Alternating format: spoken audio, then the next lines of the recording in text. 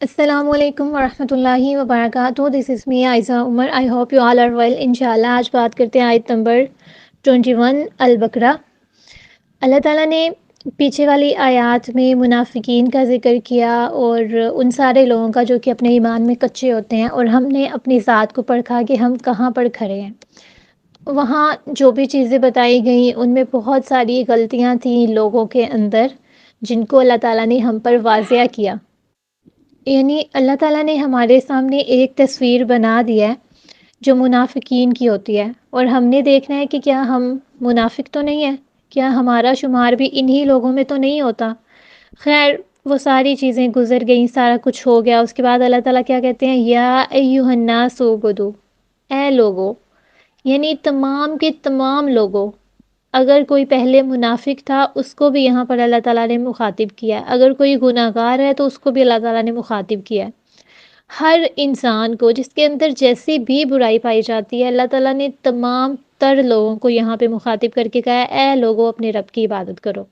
یعنی جو پیچھے گزر چکا اس پہ معافی مانگ لو، اس پہ توبہ کر لو. ہر چیز کے اللہ تعالیٰ معافی دے دیتے ہیں، ہر چیز معاف ہو جائے گی، بس ایک بار توبہ کر لو اور اللہ تعالیٰ کی عبادت کی طرف آ جاؤ. تو اللہ تعالیٰ نے عبادت کرنے کا کہا ہے. عبادت کا جو روٹ ورڈ ہے وہ ہے عین، با اور دال. ہر حرف کا ایک روٹ ورڈ ہوتا ہے جہاں سے وہ نکلا ہوتا ہے، ٹھیک ہے، اس کی جو پہچان ہوتی ہے، اصل جڑ ہوتی ہے. تو آج ہم نے عبد کے اوپر بات کرنی ہے، اس کی اصل جڑ کے اوپر، اس کے روٹ ورڈ کے اوپر بات کرنی ہے. سب سے پہلے تو یہ چیز جاننا ضروری ہے کہ عبادت کرتا کون ہے. عبد یعنی کہ غلام، غلام یعنی کہ ہم انسان. اب انسان اسی صورت میں خود کو اللہ تعالیٰ کا غلام کہہ سکتا ہے جب اس کو پتہ ہوگا کہ وہ اللہ تعالیٰ کے سامنے عاجز ہے. پیچھے والی آیت میں اللہ تعالیٰ نے کیا کہا تھا؟ علی کل شیء قدیر، ان اللہ علی کل شیء قدیر. بے شک اللہ ہر چیز پہ قادر ہے، اور انسان کسی چیز پہ قادر نہیں ہے. اگر اللہ تعالیٰ چاہے تو وہ آپ کے ساتھ کچھ بھی کر سکتا ہے، لیکن آپ چاہ کے بھی اللہ تعالیٰ کے ساتھ کچھ نہیں کر سکتے. وہ آپ سے ہر عمل کا حساب لے سکتا ہے، لیکن آپ اس سے کسی چیز کے بارے میں کوئی سوال نہیں کر سکتے. تو جب انسان سمجھتا ہے نا کہ ہاں میں اللہ تعالیٰ کے سامنے عاجز ہوں، میں اس ذات کا مقابلہ نہیں کر سکتا، اس وقت وہ سمجھتا ہے کہ ہاں میں اس کا غلام ہوں. کیونکہ غلام کیا کرتا ہے؟ وہ اپنے آقا کا کچھ نہیں بگاڑ سکتا، مگر اس کا آقا جیسے چاہے وہ کر سکتا ہے اس کے ساتھ. اگر دنیاوی اختیارات رکھنے والے بادشاہ اپنے غلاموں کے ساتھ جو چاہیں سلوک کر سکتے ہیں، اور وہ ان سے کوئی حساب نہیں لے سکتے، کوئی جواب نہیں مانگ سکتے، تو پھر ہم اللہ تعالیٰ سے جو کہ بادشاہوں کا بادشاہ ہے، جس نے زمین پر یہاں لوگوں کو اختیار دیے ہوئے ہیں، ہم اس سے کیسے کوئی سوال کر سکتے ہیں؟ تو یعنی ہم اس کے غلام ہیں، کیونکہ ہم اس کا کچھ نہیں بگاڑ سکتے. تو اب بات کرتے ہیں کہ غلام کیسا ہوتا ہے. ٹھیک ہے، وہ اپنی آقا کی مرضی کے بغیر کچھ نہیں کرتا. اس کو جیسے کہا جاتا ہے، جتنا کہا جاتا ہے، جو کہا جاتا ہے وہ کرتا ہے، کیونکہ وہ غلام ہے. اور غلام آقا کی ملکیت ہوتا ہے. ٹھیک ہے، بالکل اسی طرح جیسے کوئی گھر آپ کی ملکیت ہے تو وہ بس آپ کا ہے. آپ کسی اور کو نہیں دے سکتے اتنا حق کہ وہ اس گھر کو اپنا بھی کہہ سکے. یعنی پیپر ورک تو دور کی بات ہے، آپ تو اس کو اتنا نہیں کہنے دے سکتے کہ یہ گھر تمہارا ہے. وہ جا کے کسی اور سے یہ نہیں کہہ سکتا کہ یہ گھر میرا ہے. کیوں؟ کیونکہ آپ کی ملکیت ہے تو آپ کا ہے. اسی طرح غلام کا کام اپنے آقا کے احکامات کو بجا لانا ہے. جو حکم دیا ہے اس کی تعمیل کرنا اس غلام پہ فرض ہوتا ہے. ٹھیک ہے، اس کا کام، اس کی پسند، سب کچھ پیچھے چلا جاتا ہے، اور ذاتی طور پہ کوئی چیز بھی نہیں رہتی اس کے پاس. اس کے بعد ذاتی طور پہ کچھ بھی اپنا نہیں ہوتا، ہر چیز صرف آقا کی. اور آقا ہی اس کے لیے مقدم ہوتا ہے، اس کے لیے اہم ہوتا ہے، اس کے لیے خاص ہوتا ہے. یہی اصل غلامی ہے، اور عبادت کا تصور بھی یہی ہے. ہمارے نزدیک عبادت کیا ہے؟ نماز، روزہ، حج، زکوٰۃ، بس صرف 5 نمازیں پڑھنا جس میں کچھ وقت تھوڑا سا وقت لگتا ہے، کچھ ہی وقت لگتا ہے، تقریباً زیادہ سے زیادہ 86 منٹس پورے دن میں. اگر کسی کی نماز بہت اچھی ہے نا تو اسے 86 منٹ سے زیادہ نہیں لگتے نماز پڑھنے میں، صرف 5 نمازیں پڑھنے میں۔ دن 24 گھنٹہ کا ہوتا ہے، 24 گھنٹے میں جسٹ 86 منٹ اللہ تعالیٰ کے لیے یہی عبادت ہے۔ حج اور عمرہ وہ تو تب بھی ہوگا جب آپ کے پاس مال ہوگا، آپ کے پاس استطاعت ہوگی، ورنہ نہیں ہو سکتا ساری زندگی۔ اس کے بعد زکوٰۃ بھی اسی وقت دیں گے جب آپ کے پاس پیسے ہوں گے۔ تو کیا اللہ تعالیٰ نے صرف 1.5 گھنٹے کی عبادت کرنے کے لیے ہمیں پیدا کیا؟ اور رمضان کے روزے وہ بھی جو سال میں صرف 1 مہینہ کے لیے آتے ہیں، تو پھر کیا ہم اتنی سی عبادت کرنے کے لیے پیدا ہوئے؟ جبکہ اللہ تعالیٰ نے کیا کہا ہے، وَمَا خَلَقْتُ الْجِنَّ وَالْإِنسَ إِلَّا لِيَعْبُدُونِ، کہ میں نے تو جنوں اور انسانوں کو اپنی عبادت کے لیے پیدا کیا ہے۔ تو پھر اللہ تعالیٰ نے بس یہ پورے دن میں 1.5 گھنٹے کی عبادت کے لیے انسانوں کو پیدا کیا ہے؟ یقیناً نہیں۔ اگر اللہ تعالیٰ نے کہا ہے کہ میں نے صرف اپنی عبادت کے لیے پیدا کیا ہے، تو پھر عبادت صرف یہ نہیں ہے، عبادت کا مفہوم پھر یقیناً کچھ اور بھی ہو سکتا ہے، ہو سکتا نہیں بلکہ ہے۔ وہی آج ہم دیکھیں گے کہ کیا ہے۔ بندگی یہ نہیں ہے کہ صرف خود ہی عبادت میں مصروف رہو، بلکہ حدیث سے کیا پتہ چلتا ہے کہ ایک ایسے شخص کے اوپر پوری کی پوری بستی الٹ دی گئی جو کہ بہت زیادہ عبادت گزار تھا۔ اس بستی کے اوپر عذاب آنے لگا نا، تو فرشتوں نے کہا کہ اللہ تعالیٰ یہاں تیرا ایک ایسا بندہ ہے جو کہ بہت عبادت گزار ہے۔ اللہ تعالیٰ نے کہا اس کو نیچے رکھو، پوری بستی اس کے اوپر الٹ دو۔ کیوں؟ کیونکہ وہ بندہ خود تو عبادت کرتا تھا مگر لوگوں کو اس کا حکم نہیں دیتا تھا، لوگوں کو برائی سے روکتا نہیں تھا۔ اس کی آنکھوں کے سامنے سارا کچھ ہوتا تھا لیکن وہ منع نہیں کرتا تھا۔ تو ایسے شخص کے اوپر پوری گناہ گاروں کی بستی الٹ دی گئی۔ تو آپ سوچیں، کیا ہم لوگوں کو اچھائی کا حکم دیتے ہیں؟ قُلْ إِنَّ صَلَاتِي وَنُسُكِي وَمَحْيَايَ وَمَمَاتِي لِلَّهِ رَبِّ الْعَالَمِينَ۔ انسان کی زندگی کا اصل مقصد یہی آیت ہے۔ میری قربانی، میری نماز، میری زندگی، میری موت للہ رب العالمین، تمام جہان والے رب کے لیے ہے۔ جس شخص کے پاس عملی توحید نہیں ہے، وہ عقیدے کی توحید لیے ہوئے پھرتا رہے، اس کو کوئی فائدہ نہیں ہوگا۔ کیونکہ جہاں صرف زبانی باتیں ہوں اور کوئی عمل نہیں ہو، اس چیز کا کیا فائدہ؟ کیونکہ یہ عمل نہیں ہے۔ انبیاء کرام کی زندگی کو دیکھیں، ان کی زندگیوں کا مقصد کیا تھا؟ کیا انہوں نے صرف خود عبادت کی؟ کیا نبی کریم صلی اللہ علیہ وآلہ وسلم نے جسٹ ایک جگہ پہ بیٹھ کے خود عبادت کی اور انہوں نے باقی کوئی کام نہیں کیا، باقی کچھ نہیں کیا؟ نہیں، اصل مقصد جو ہے عبادت کا وہ ہے اللہ تعالیٰ کی حاکمیت کو قائم کرنا۔ اصل عبادت اللہ تعالیٰ کی حاکمیت کو قائم کرنا ہے۔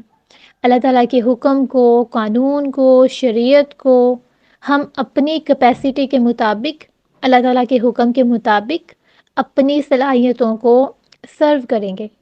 سب کچھ اس کے حکم کے مطابق ہو۔ اگر حاکمیت قائم ہے، یعنی کوئی اسلامک معاشرہ ہے اور وہاں پہ شریعت کے اصول لاگو ہوتے ہیں، تو ہم نے کیا کرنا ہے؟ اپنی کوششیں، پوری کوششیں اس چیز کے لیے لگا دینی ہے کہ یہ سارا کچھ قائم رہے۔ اگر قائم نہیں ہے تو پھر اس کو قائم کرنے کی کوشش کرنی ہے، لیکن اگر قائم ہے تو پھر اس کو قائم رکھنے میں مدد کرنی ہے۔ یعنی اگر کوئی ٹینٹ کھڑا ہے تو پوری کوشش کریں کہ وہ کھڑا رہے، اور اگر کوئی گرا ہوا ہے تو پھر پوری جان لگا دیں کہ وہ ٹینٹ واپس سے کھڑا ہو جائے۔ ہر کوئی اپنی صلاحیت کے ساتھ دین کو پھیلانے میں مدد کرے۔ مثال کے طور پہ اگر آپ کسی کو چوری کرتے ہوئے دیکھ لیتے ہیں تو آپ کو چاہیے کہ فوراً سے پولیس کو انفارم کریں، ٹھیک ہے؟ آپ اس کو خود سزا نہیں دے سکتے کیونکہ یہ اسلام میں پسندیدہ نہیں ہے۔ اسلام میں قانون ہی سزا دے سکتا ہے، چاہے جتنا بھی بڑا جرم کیوں نہ کیا ہو۔ اب آپ کہیں گے کہ ہماری پولیس تو کچھ نہیں کرتی، تو یہ معاشرہ ہم سے بنتا ہے، ٹھیک ہے؟ ہم میں سے ہی بہت سارے لوگ آگے جا کے کوئی نہ کوئی پوسٹ سنبھالے ہوئے ہوتے ہیں۔ یہ ہم مائیں ہوتی ہیں جن کے بچے آگے جا کے پولیس میں جاتے ہیں، کوئی ڈاکٹر بنتا ہے، کوئی کچھ بنتا ہے، کوئی کچھ بنتا ہے۔ ان کی تربیت کرنا ہم پہ فرض ہے، ان کو یہ بتانا کہ انہوں نے کیا کرنا ہے، کیا صحیح ہے، کیا غلط ہے۔ ایک ماں کر سکتی ہے، ایک عورت کر سکتی ہے، ٹھیک ہے؟ عورت چاہے تو نسلوں کو سنوار سکتی ہے، تو پہلے ہم نے خود کو ٹھیک کرنا ہے۔ ہم کہاں ہیں؟ یہ معاشرہ ہم سے بنتا ہے۔ اگر یہاں پہ برائیاں تو وہ اس کو ہم نے ٹھیک کرنی ہے، وہ خود بخود صحیح نہیں ہو جائیں گی۔ تو یہاں ہماری کیپیسٹی کیا ہے کہ ہم نے فوراً سے دوسروں کو انفارم کرنا ہے کہ یہاں پہ چوری ہو چکی ہے، لیکن ہم میں سے بہت سارے لوگ محض اس لیے خاموش رہتے ہیں کہ وہ کہتے ہیں ہم نے پولیس کے چکروں میں تو پڑنا ہی نہیں ہے، ہم نے تو عدالت میں جانا ہی نہیں ہے۔ یعنی ہم اتنے ڈرپوک اور گرے ہوئے لوگ ہیں کہ ایک صحیح والی جگہ پہ، یعنی اگر چوری ہوتی آپ نے دیکھی تو آپ کا حق ہے کہ آپ کو اس بندے کی مدد کرنی ہے جس کے ہاں چوری ہوئی ہے، اور اس چیز سے مت بھاگیں کہ آپ کو عدالت کے چکر لگانے پڑیں گے یا پولیس کے پاس جانا پڑے گا۔ نہیں، آپ اللہ تعالیٰ کی عدالت سے نہیں ڈرتے ہو؟ جب وہاں پہ آپ سے گواہی لی جائے کہ آپ کو خوف نہیں آئے گا؟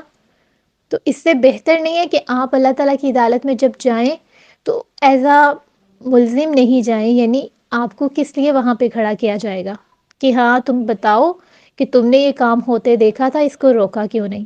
تو بجائے اس کے آپ ایک ایسے انسان کی حیثیت سے وہاں کھڑا ہونا پسند نہیں کریں گے کہ اللہ تعالیٰ کہیں کہ ہاں یہ میرا بندہ ہے جس نے زمین پر میرے حکم کے مطابق لوگوں کی مدد کی تھی، گواہی دی تھی۔ دیکھیں، ہم امت محمدیہ میں سے ہیں، اور اس امت کا ہر شخص اپنے اندر ایک دائی ہے، اگر وہ عبادت کا اصل مفہوم سمجھ لے۔ آپ ایک دائی ہیں، میں ایک دائی ہوں، بالکل اسی طرح سے جیسے انبیاء کرام اور اصحاب دائی تھے۔ ہم انبیاء کے وارث ہیں۔ اللہ تعالیٰ کے رسول صلی اللہ علیہ وآلہ وسلم نے اپنے اوپر آئی ہوئی ذمہ داری ہمیں دی ہے، اب اس کو لے کے ہم نے چلنا ہے، ٹھیک ہے؟ ہم نے اللہ تعالیٰ سے بہت بڑا عہد کیا ہوا ہے کہ ہم تیری ہی عبادت کریں گے اور کرتے رہیں گے، ہم تجھ سے ہی مدد مانگتے ہیں اور مانگتے رہیں گے۔ ایاک نعبد و ایاک نستعین، ہم نے پیچھے اللہ تعالیٰ سے عہد کر لیا تھا نا۔ تو عبادت کی پہلی شرط کیا ہے؟ اطاعت۔ اگر یہ نہیں ہے تو پھر بندگی نہیں ہو سکتی، اور اطاعت بھی ساری کی ساری ہونی چاہیے۔ کوئی بھی غلام آقا کے حکم سے نہیں پھر سکتا نا۔ اللہ تعالیٰ نے کیا کہا ہے؟ ادخلوا فی السلم کافہ، فی السلم کافہ، پورے کے پورے اسلام میں داخل ہو جاؤ۔ یعنی گنجائش نہیں ہے کہ اگر آپ اسلام لے آئیں تو آپ تھوڑا سا کہیں کہ نہیں میں تھوڑا سا یہ کام بھی کر لوں، تھوڑا سا وہ کام بھی کر لوں۔ نہیں، آپ کو پورے کے پورے اسلام میں داخل ہونا ہے۔ اگر آپ اللہ تعالیٰ کے کچھ احکامات کو مانتے ہیں اور کچھ کو نہیں مانتے تو اس وجہ سے اللہ تعالیٰ ناراض ہوتے ہیں۔ اللہ تعالیٰ کہتے ہیں کیا تم کتاب کا بعض حصہ لیتے ہو اور بعض حصہ چھوڑ دیتے ہو؟ یہود کے ساتھ اللہ تعالیٰ کو کیا تھا؟ یعنی ان کے ساتھ جو مسئلہ درپیش تھا وہ اصل میں کیا تھا؟ ان کی حقیقت کیا تھی ان لوگوں کی؟ وہ تھوڑی تھوڑی چیزیں مانتے تھے جو ان کے حق میں ہوتی تھی، اور باقی کی جو ساری چیزیں تھیں وہ چھوڑ دیتے تھے، ٹھیک ہے؟ جہاں ان کو لگا کہ اسلام میں ہمارے لیے آسانی ہے وہ اسلام کے اصول مانتے، اور جہاں ان کو لگتا ہے کہ وہ کسی اور چیز سے زیادہ دنیاوی فائدے حاصل کر سکتے ہیں تو وہ وہاں پہ اسلام کے اصولوں کو چھوڑ کے تو وہ ساری چیزیں مان لیتے۔ تو ہم نے کیا کرنا ہے؟ ادخلوا فی السلم کافہ، پورے کے پورے اسلام میں داخل ہونا ہے۔ اب یہ جو اطاعت ہے نا، یہ زبردستی نہیں ہوگی بلکہ دل کی خوشی کے ساتھ ہوگی۔ ہم دل سے اللہ تعالیٰ کا شکر، اللہ تعالیٰ کی تعریف، ساری چیزیں مد نظر رکھتے ہوئے کریں گے، ورنہ فرعون بھی تو اپنی عبادت کرواتا تھا نا، لیکن زبردستی۔ تو ایسی اطاعت کا کیا فائدہ؟ یہ بہت زیادہ محبت والا معاملہ ہوگا کہ اللہ تعالیٰ کا حکم آ گیا تو پھر کوئی سوال نہیں، صرف اور صرف فرما برداری ہوگی۔ سمعنا واطعنا، ہم نے سنا اور ہم نے مان لیا۔ ایک وفادار غلام کیسا ہوتا ہے؟ بالکل ایسا ہی ہوتا ہے کہ اس کے آقا نے جو اس سے کہا وہ کرے گا، جتنا کہا اتنا ہی کرے گا، اور اگر اس سے زیادہ کر دے گا تب بھی نافرمانی ہے، اگر اسے کم کرے گا تب بھی نافرمانی ہے۔ تو غلام کیسا ہوتا ہے؟ جتنا کہا، جو کہا، جیسے کہا، سمعنا واطعنا۔ اس بندگی میں اخلاص ہوگا، ریاکاری نہیں ہوگی، اللہ کے سوا کوئی چیز مطلوب نہیں ہوگی، کوئی چیز مقصد نہیں ہوگی، کچھ بھی مقصود نہیں ہوگا، صرف اور صرف اللہ تعالیٰ کی رضامندی ہوگی۔ اور اگر آپ کے اعمال ریاکاری والے ہوئے تو قیامت والے دن اللہ تعالیٰ وہ سارا کچھ آپ کے منہ پہ مارے گا اور کہے گا جاؤ انہی لوگوں کے پاس لے کے جاؤ جن کو دکھانے کے لیے یہ عمل کیے۔ اللہ تعالیٰ کے ہاں اس چیز کی کوئی بھی حیثیت نہیں ہوگی۔